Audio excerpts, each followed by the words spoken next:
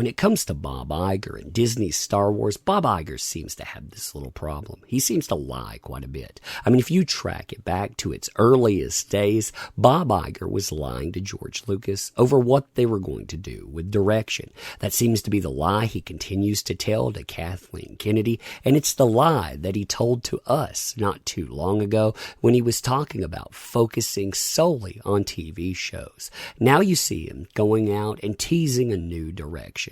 And this is interesting because, well, I think it connects to two things there. It's not only going in and contradicting what he just told us, but it also speaks to the part of someone like Kathleen Kennedy and the future that they might have with this franchise. So hey there. So today you and I are going to go in and look at yet more Disney Star Wars, aka the biggest trash fire on the planet.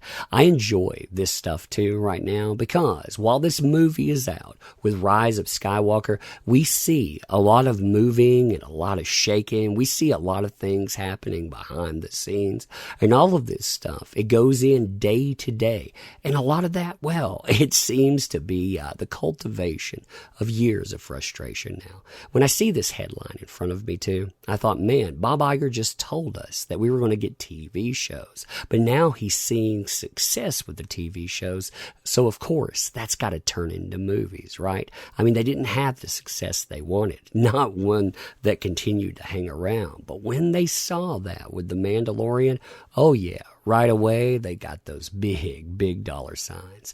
Now, before we go into this article, though, very briefly, if you like this kind of content, you want to help out the channel, consider subbing to it. That definitely helps out. Appreciate that immensely. And also, think about going and interacting with the video. That just means liking. It means leaving a comment of any type. ABC, not you and me, anything you want to throw out there. And thank you in advance for listening to my spiel. So we all know about Mandalorian and how good Mandalorian has been performing. I mean, this is the biggest streamed show out there, and it is also the most anticipated Star Wars product that we have seen since Force Awakens. And after it came out, people are still talking about it in a positive way. So you see here, is there a big future plan for the world of Star Wars than we anticipated? Disney CEO Bob Iger teased the possibility of Star Wars Disney Plus series like The Mandalorian being turned into movies, and if there's even a grain of truth in his comment, it could mean saving the Star Wars universe from a life of bleakness. So what's the real 411 on Iger's comments? Well, the Disney bigwig was recently interviewed on the Star Wars show via Slashfilm, and while there, he opened up a can of big old worms about the possibility of Star Wars Disney Plus shows becoming movies and vice versa. The Star Wars original TV universe as it exists on Disney Plus is extremely young. The Mandalorian just finished its first season. We hear about other shows here and on, but according to Iger, this is maybe kind of sort of just the beginning of something bigger and creatively riskier for Disney and Lucasfilm. He told the Star Wars show, I don't look at it as just television. I look at it as an extension of Star Wars storytelling. What Disney Plus has given us the ability to do is just that, is to bring Star Wars to people in new ways and to bring new Star Wars to people. It's not just the same places or the same characters. Just look at Mandalorian.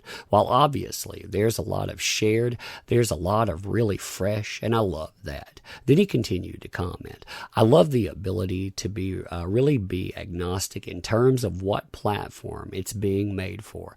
And so it could be down the road that a TV show becomes a movie and a movie becomes a TV series. I'm not making any announcements here or not, but I think it's important for us to be agnostic. So, I mean, when you see that comment there, what do you think about that? I mean, when I hear it, first of all, I hear the popularity of two characters being sung loudly and proudly. You have The Mandalorian period. And you have Baby Yoda there, as well as many other characters that are attached to this. And what these folks see are not just tickets to go to movies. They see merchandising added on to that too.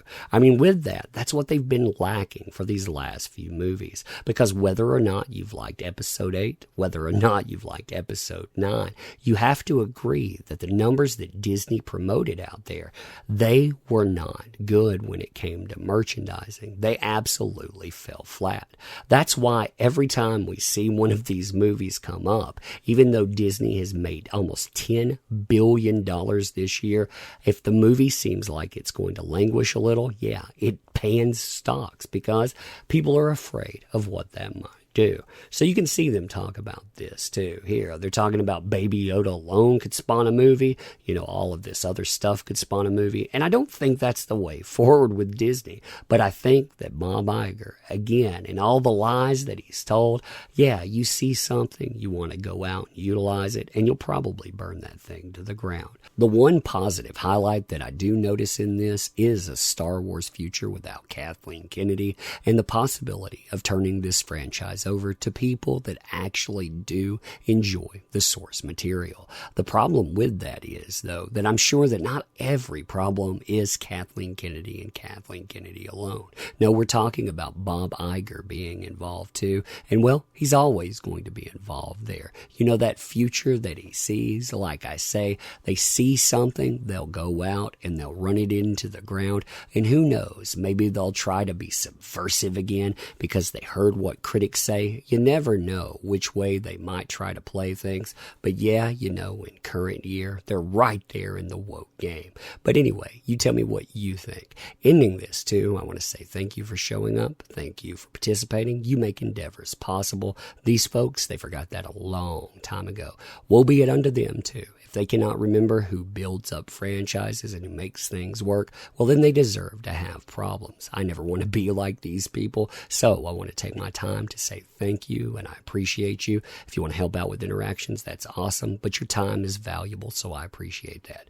Ending again, thank you. We'll be doing this again soon. Appreciate you.